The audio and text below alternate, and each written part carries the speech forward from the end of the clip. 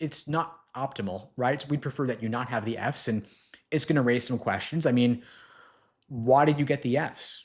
What caused you to have Fs on your transcript? I mean, was it academic dishonesty like plagiarism? If so, that's a major red flag, and you definitely want to write an addendum about that.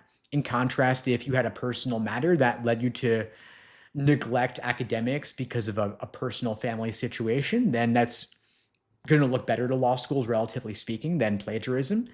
But whatever the reason is, you certainly want to talk about that in your application so that you're not leaving any questions unanswered.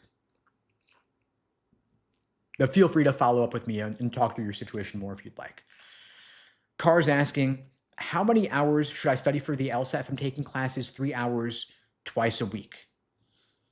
Okay, so is that like you're in school part-time right now? I mean, 3 hours twice a week, that's only 6 hours of class. That's not a ton. It's like you're in school part-time if that's the extent of it, right?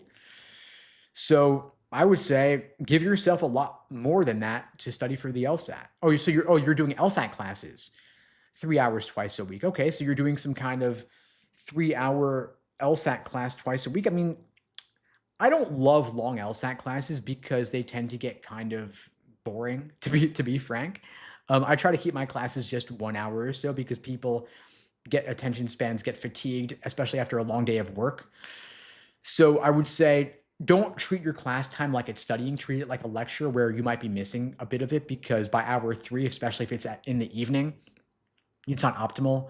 In my programs, we do 1-hour classes 4 times a week for small groups. Then we have separate one-on-one coaching, because one-on-one coaching gives you more attentiveness because you're in live conversation with somebody. And so it's harder to fall asleep or tune things out. So treat it like a lecture, which it probably is, but then study for the LSAT probably 1 or 2 hours a day consistently, 5-6 days a week on top of that.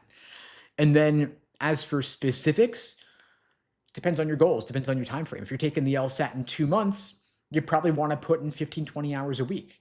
If you're taking it in 6 months, maybe 5-10 hours a week is enough, but it also depends on what your goals are.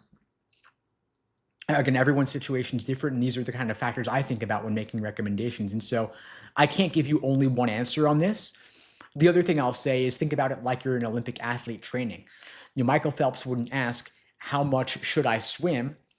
He would give it his all, right? He'd wake up early in the morning, put in a couple hours before everyone else has even woken up, because you want to give it your all to achieve extraordinary results. I mean, people will say that they want a 175, which is top 1%, and then say, how much should I do? And that's the wrong question. The people who get 175 are not asking how much should they do.